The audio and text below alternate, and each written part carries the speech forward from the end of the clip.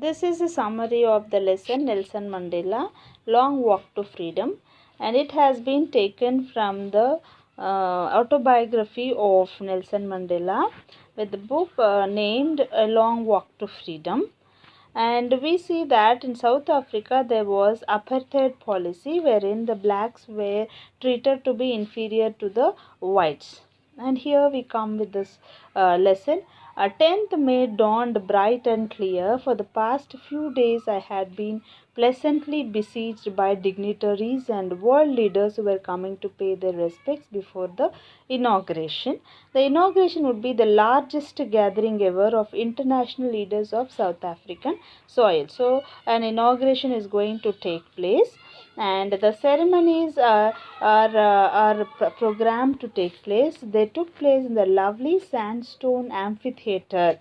Amphitheater means wherein the seats are made in a sloping way, wherein all the audience can look at the stage. That is called the amphitheater, formed by the Union Buildings in Pretoria. And this building so far has been considered as the whites as the supreme power, but now you can see the blacks also commanding the supreme power, because here now Nelson Mandela is the president. And here he says that it is a rainbow color with the blacks and the whites sitting together, and his daughter also accompanied him. On the podium, Mr. De Klerk was first sworn in as the second deputy president. Then Thabo Mbeki was sworn in as the first deputy president, and later it was the turn of Nelson Mandela.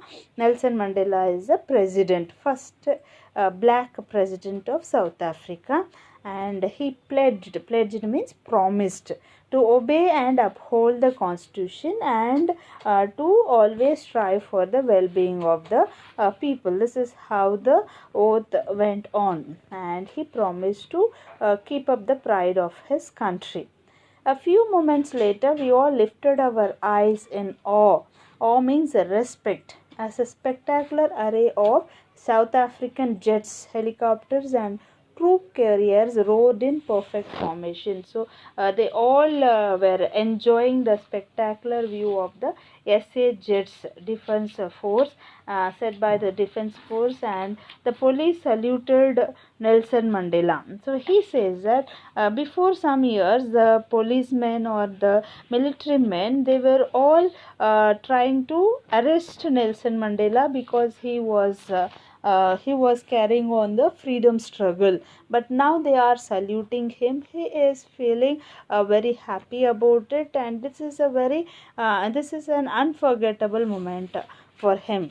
And then he says that with the sense of in the first decade of the 20th century, after the bitter Anglo-Boer War. Anglo-Boer War is a very devastating war, and before my own birth, the white-skinned peoples of South Africa patched up their differences and adopted a system of racial domination. That means before many years there was no racial discrimination, and after that the white-skinned people had created certain structures, certain standards, and they have started this racial discrimination wherein they considered the blacks to be inferior to them.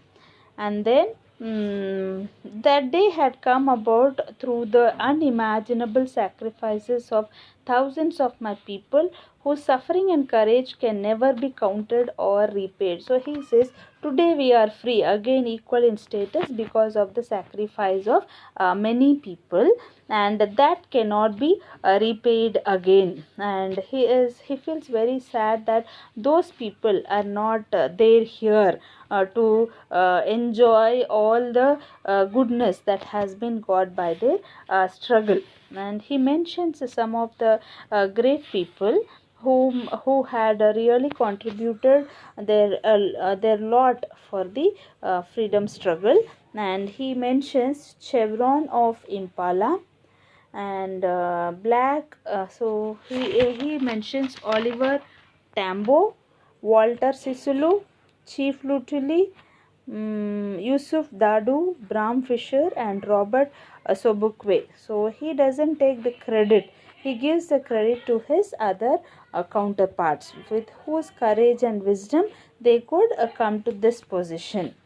And then from them he says that he learned the meaning of courage. Means it's not the absence of fear, it is the overcoming of fear is what he defines courage as.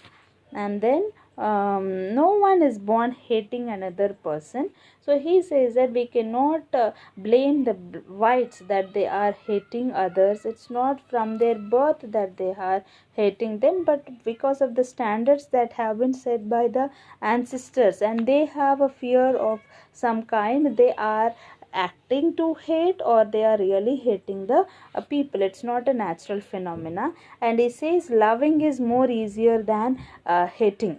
And now he says in life every man has twin obligations.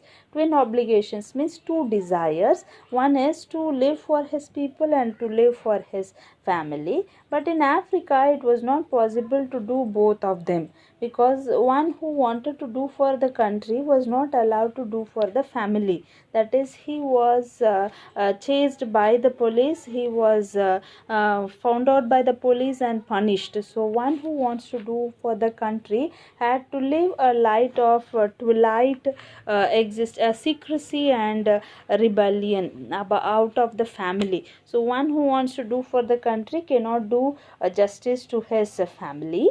And he says that when he was a child he did not hunger to be free. He did not have any desire about being free, because he had a lot of freedom that a child needs to have.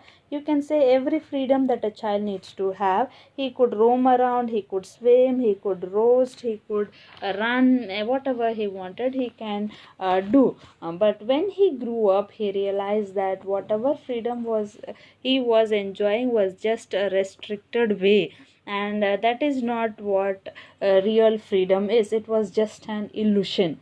And when he looked at others, they too were in the same condition. So that is when he decided that he has to make a struggle. He has to fight for the freedom, if not for himself, at least for his fellow countrymen.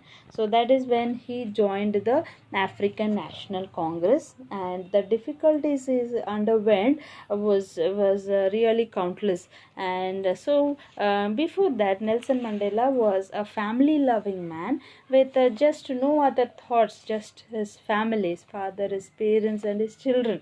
But when he joined the freedom struggle, he had to change into a person who had no home, who was very bold, and he had become a criminal. That is, a person who was going out of the law, who was breaking the rules. And then he had changed his life into a life of a monk, wherein all the desires had been killed. And then he saw that it's not he the only person who was undergoing all this. There were many people, many of his friends, who were also undergoing this. So he felt that if I am free and my friends are not free, that's not complete freedom. So if all my people get freedom, then that is the right freedom. So he started struggling for the freedom of Africa. And now the last paragraph. I knew that the oppressor must be liberated just surely as the oppressed. He feels that it's not just the blacks who have to be liberated, it's even the whites who have to be liberated, because a man who takes away another man's freedom is a prisoner of hatred. One who takes away another man's freedom is not happy. He is also a victim. He is also suffering because he has taken somebody else's freedom. He is locked behind the bars of prejudice and narrow mindedness. I'm not truly free if I'm taking away someone else's freedom. So here he says that it's not just the blacks who have to be liberated, even the whites have to be liberated from the fear of being dominated by the blacks. They too have to get the freedom from these thoughts.